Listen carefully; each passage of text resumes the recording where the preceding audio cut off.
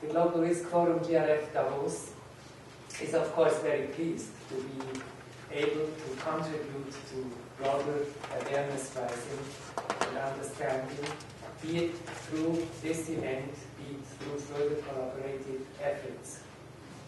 Together with UNCCD, combating land degradation requires a global collaborative effort.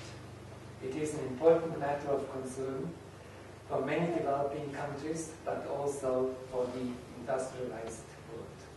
A matter for the public, but also for the private sector. Only together we will make things happen. Well, never before in the history of mankind, the sustainable management of natural resources have been so critical to human survival. Our generation will set human history on the path to either sustainable development or self-destruction. The good news is that we still choose sustainability. The bad news, if we can call it bad news, is that there is no time for procrastination. So, while there is growing demand for land due to growing demand for food and feed and biomass for energy users, not to forget this, there is on the other hand a shortage in supply of land. So what is needed, my view, is a triangle of food security, energy security, and I would phrase it land security. And we have to triangulate this and try to find political solutions at global level for that. North America area is very susceptible to human-induced desertification and land degradation. In Mexico, it's a particular problem, and we have about 97% of Mexico that's affected by land degradation of some sort, so you can't throw a stone without hitting one of those places. 60% is severely degraded.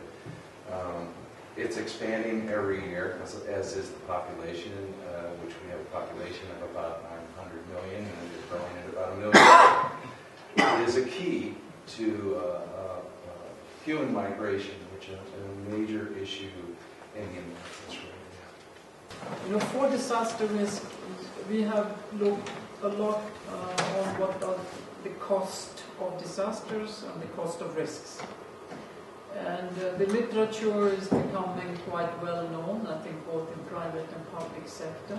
So I'm always asking myself, what is it in the human society and mindset that prevents us from them taking those such obviously rational decisions that we want to take? We will save money, we will save lives, and yet somehow we're not really doing it. It's not really a lack of knowledge, but I think one of the issues, and I think what you have just presented now, that could be next paradigm shift is to make it much clearer who is paying the cost for the losses. It's because all of the investment that has to take place later actually, and also the enablement needs to be done largely with forces of the private sector. So it's very easy to write a report for Ethiopia that you need 45 billion in additional hydro and flood management investments if no one sort of is only prepared to come to the country to invest, and it's an artificial number. Having them on the table in the first place, I think there's a very strong case for that.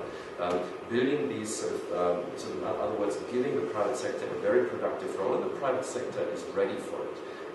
I think whatever you might think about my profession, we have certainly good indicators for what the private sector thinks.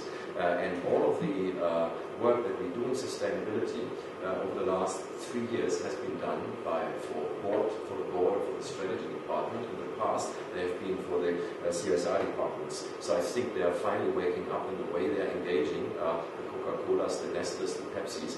You can call it greenwashing, it's not. I think they've absolutely understood that this is as strategic to their input-output equation as anything.